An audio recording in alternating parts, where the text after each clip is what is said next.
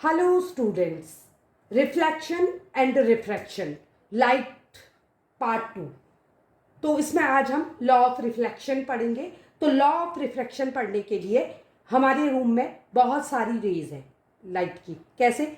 दिन में sunlight and रात के टाइम पे जो भी हम वे यूज़ कर रहे हैं, बल्ब या ट्यूबलाइट की, तो उनमें से हम सिर्फ एक रे ले लेंगे। एक कोई भी रे ले ली, अगर वो किसी प्लेन सरफेस पे टकराती है तो रे इन आई मतलब अंदर की ओर आई, तो इसको कहेंगे हम इंसिडेंट रे।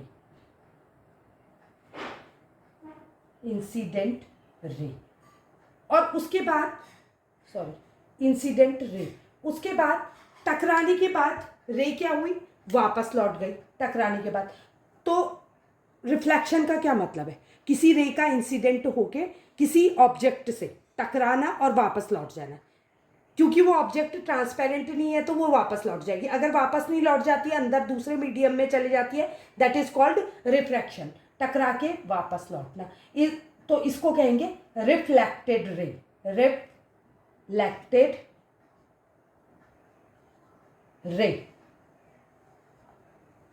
तो दो रे मिल गई मुझे, जिस पॉइंट पे ये इंसिडेंट हुई वही वापस लौटी। रे तो बहुत सारी है, तो मैं ऐसा नहीं कर सकती कि ये रे इंसिडेंट मान लूं और इसको रिफ्लेक्टेड मान लूं। सेम पॉइंट वाली रे जो कि एक ही पॉइंट पे टकराई और उसी पॉइंट से वापस लौटी, तो उस पॉइंट पे हम 90 डिग्री का एक परपेंडिकुलर डाल देते हैं।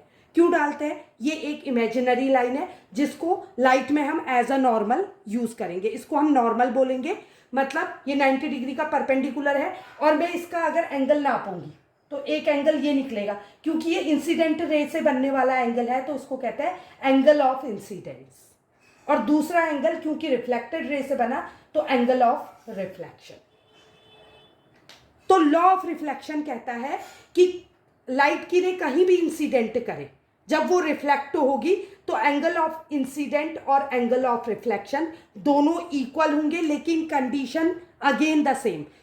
जो इंसिडेंट रे है, नॉर्मल है और रिफ्लेक्टेड रे है, वो एक ही पॉइंट पे होने चाहिए। मैंने बताया था इंसिडेंट रे ये और रिफ्लेक्टेड रे ये आप नहीं ले सकते, सेम पॉइंट पे हो जब, तो उसी को कहते हैं law of reflection. The angle of incident dense is equal to angle of reflection. Second, the incident ray, the normal to the mirror at the point of incident. Normal कहाँ का नॉर्मल? नॉर्मल हम यहाँ भी बना सकते हैं। 90 degree जिस जगह पे पॉइंट पे इंसिडेंट हुआ है रे, उसी पॉइंट पे नॉर्मल, और जो रिफ्लेक्टेड रे है वो तीनों ही एक ही पॉइंट पे होनी चाहिए और एक ही प्लेन पे होने चाहिए। नेक्स्ट है image formation in plane mirror. Now, image formation in plane mirror. Plane mirror मतलब एक साइड polished, एक side reflecting surface. In the previous video, I told you that you will always put the object in front of the reflecting surface and in the LHS. जब आप अपनी copy में बनाएंगे तो object को आप हमेशा कहाँ रखेंगे? LHS में। और मिरर का रिफ्लेक्टिंग सरफेस हम कहाँ रहेगा? हमेशा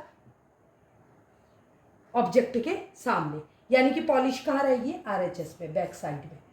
पॉलिश हमेशा क्या रहेगी? बैक साइड में। अब आप ध्यान से सोचिए कि जब आप किसके सामने? मिरर के सामने खड़े होते हैं, आप अपने ड्रेसिंग टेबल के सामने खड़े होते हैं, तो आपको अपनी इमेज कहाँ दिखाई देती है? अंदर दिखाई देती है। तो इन रियलिटी क्या होता है, एक तो हम जब भी इमेज को स्टडी करेंगे तो इमेज पढ़ने के लिए पॉइंट्स याद कर लीजिए यहीं पर को, कि किसी भी इमेज को बनने के लिए कम से कम 2 रेज का होना जरूरी है। First point, first and foremost very important point, कि इमेज का फॉर्मेशन तभी होगा जब आप 2 रेज लोगे स्टडी करने के लिए। जैसे हमने लॉ ऑफ रिफ्लेक्शन में पूरी लाइट रेज में से केवल एक रे उठा ली, तो यहाँ अगर हम इमेज फॉर्मेशन पढ़ रहे हैं तो 2 रेज चाहिए, और वो रे क्या करेगी? ऑब्जेक्ट से टकराएगी। सपोज मैं खड़ी हूँ ये, तो मुझसे टकराएंगी वो 2 रेज और जाके रिफ्लेक्ट होंगी। तो रिफ्लेक्ट होके ऑब्वियसली वो कहाँ टकराएंगी? अगर वो टकरा रही है तो रिफ्लेक्ट कहाँ होंगी? ऑब्वियसली कहीं इधर मुड़ेंगी। तो मिलेंगी कहाँ 2 रेज? अगर 2 रेज टकरा रही है तो वो मिलेंगी कहाँ रिफ्लेक्शन के बाद? कहीं फ्रंट में, मिरर में। बट आपने देखा कि जब आप ड्रेसिंग टेबल के सामने खड़े होते हैं तो आपको इमेज कहाँ दिखती है? पीछे,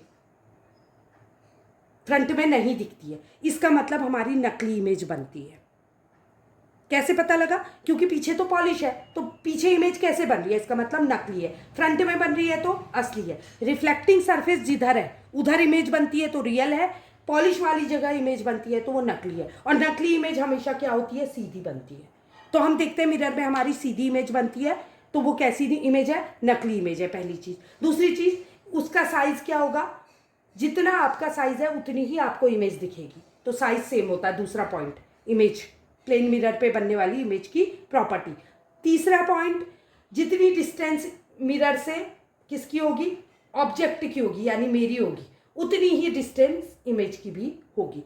और फोर्थ पॉइंट, ये अपसाइड डाउन तो नहीं बनती, उल्टी नहीं बनती है, हमेशा इरेक्ट बनती है, बट ये क्या रहती है? Laterally inverted. मतलब आपको अपना लेफ्ट हैंड जो है उधर राइट साइड में दिखाई देगा, और राइट हैंड लेफ्ट साइड में दिखाई देगा, तो इसको कहते हैं लेटरली इन्वर्टेड।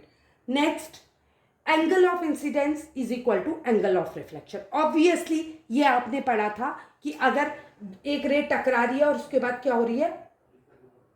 रिफ्लेक्ट हो रही है, तो जब आप इस पे कोई इमेजिनरी 90 डिग्री का उसी पॉइंट पे एक परपेंडिकुलर डालेंगे, तो आप अगर एंगल ऑफ इंसिडेंस और एंगल ऑफ रिफ्लेक्शन को चेक करेंगे तो वो दोनों इक्वल होंगे। नेक्स्ट वीडियो में हम प्लेन मिरर के अतिरिक्त रेस्ट टू मिरर्स यानी कि कॉन्केव और कॉन्वेक्स मिरर के बारे में और स्फेरिकल मिरर के बारे में स्टडी करेंगे। अगर वीडियो पसंद आया तो लाइक, सब्सक्राइब और शेयर करें। Thank you.